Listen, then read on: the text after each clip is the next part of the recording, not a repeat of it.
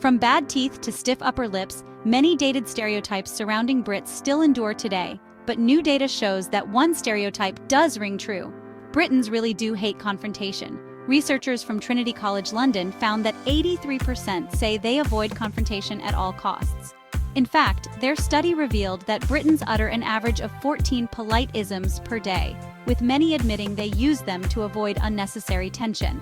So, to help you navigate the treacherous minefield of British politeness, we've compiled a list of the most common polite-isms and their true, often hilarious meanings.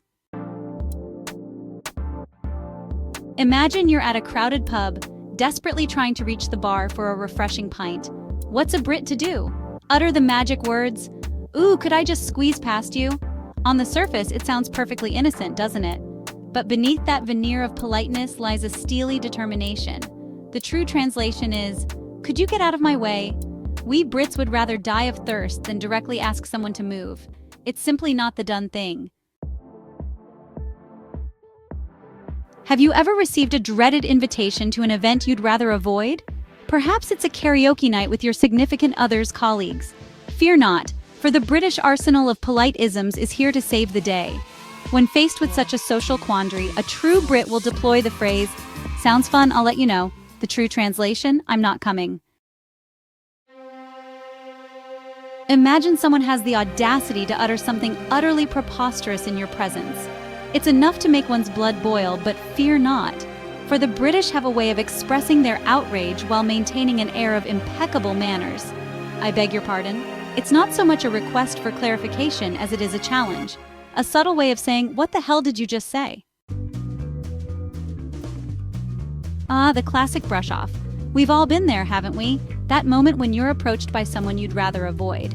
In such dire straits, a Brit will often resort to the phrase, "Sorry, I'm a bit busy right now," delivered with a pained smile and a hurried glance at a non-existent wristwatch. Of course, we're never actually too busy, are we? We'd just rather be doing anything else than engaging in this particular conversation. Let's say you're waiting for something. It could be anything, really. A cup of tea, a reply to an email. But this is Britain, and we don't do impatient. Instead, we deploy the ultimate in passive-aggressive politeness. No rush when you have a minute. On the surface, it sounds positively generous, doesn't it? Almost as if we're doing the other person a favor by not demanding their immediate attention. But let's be honest, what we're really saying is, "Please hurry up. You're making me late for my afternoon nap." It's the British way of gently nudging someone along without resorting to anything so gauche as a direct request. This one is a real gem. With all due respect, two little words that, when uttered by a Brit, should send shivers down your spine. This phrase is often deployed as a prelude to a particularly cutting remark, a verbal assassination disguised as polite disagreement. The true translation, of course, is, "You're wrong, and here's why." It's a way of disagreeing without resorting to shouting or, God forbid, physical violence. Let's delve into the often treacherous world of email etiquette. We've all been there, stuck in an endless email chain with someone who appears to be selectively ignoring your previous messages. The British solution? As per my last email. These four little words are like a polite slap on the wrist, a subtle way of saying, "I already told you this." We much prefer to passive-aggressively remind them of their oversight, all while maintaining a veneer of professional decorum. Have you ever found yourself trapped in a conversation so mind-numbingly dull that your brain simply checks out? In such situations, a true Brit will often resort to the phrase, "Sorry, could you say that last bit again?" The true translation, "I wasn't listening to a word you were saying." This one is a classic example of British doublespeak. I hear what you're saying sounds so reasonable, so understanding. But don't be fooled. This phrase is often deployed when a Brit wants to make it abundantly clear that they disagree with you entirely. Imagine discussing the merits of Marmite with a friend, and they suggest it's an acquired taste. A true Brit would respond with, "I hear what you're saying," before launching into a passionate defense of this yeasty delicacy. The true translation? "I completely disagree with you." Let's imagine a scenario where everything has gone completely pear-shaped. Perhaps you've accidentally spilled a pint of beer on your boss's new shoes. It's a moment of pure panic, but fear not, for the British have a way of maintaining a stiff upper lip in the face of disaster. Not to worry, the true translation? This is a disaster, but I'll pretend everything is fine. Have you ever been on the receiving end of an unsolicited suggestion? Perhaps a well-meaning friend has recommended a haircut that would make you look like you've just stuck your finger in a socket. In such situations, a true Brit will often deploy the phrase, "I'll bear it in mind." Delivered with a nod and a forced smile, it's the British equivalent of saying, "I'll forget about this immediately." The British mantra for dealing with adversity. It could be worse. These three little words are often uttered in the face of some truly horrific event, like discovering your house has been infested with termites. The true translation, of course, is, "It's pretty much the worst thing that's ever happened." But hey, at least we're maintaining a sense of perspective, right? Have you ever encountered someone whose views are so utterly baffling, so demonstrably wrong, that you're not even sure where to begin? In such situations, a true Brit will often resort to the phrase, "That's one way of looking at it." Delivered with a raised eyebrow and a barely perceptible smirk, it's the British equivalent of saying, "You're wildly off the mark." The gentle reminder.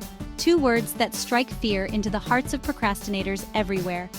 This phrase is often deployed when a Brit has asked someone to do something, and that someone, for whatever reason, has failed to comply. In such situations, a true Brit will send a follow-up email or utter the phrase, "Just a gentle reminder." It's a way of saying, "I cannot believe you haven't done this," without resorting to outright anger or, God forbid, raising one's voice. Have you ever found yourself agreeing to do something you really don't want to do? Perhaps a colleague has asked you to cover their shift. In such situations, a true Brit will utter the phrase, "Happy to help."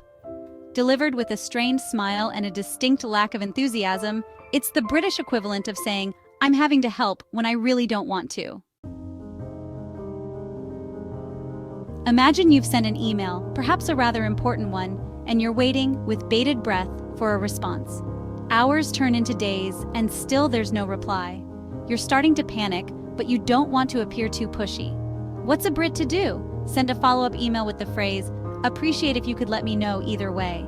The true translation, "I cannot believe you have not replied to me." It's a way of expressing your annoyance without resorting to anything so gauche as a direct confrontation.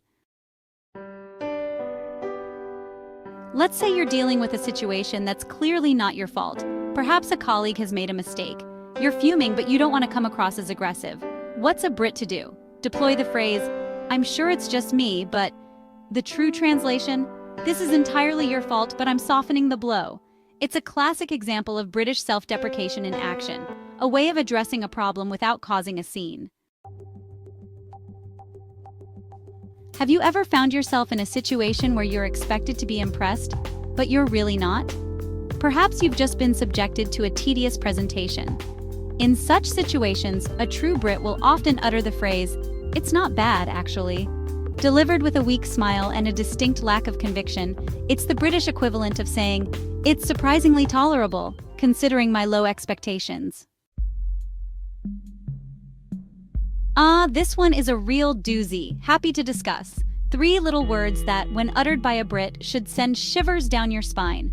This phrase is often deployed when a Brit wants to make it abundantly clear that they want to do anything but discuss the topic at hand. The true translation, of course, is, "I can't think of anything worse than discussing this further." It's a way of shutting down a conversation without actually saying, "I'd rather eat a bowl of cold, soggy chips."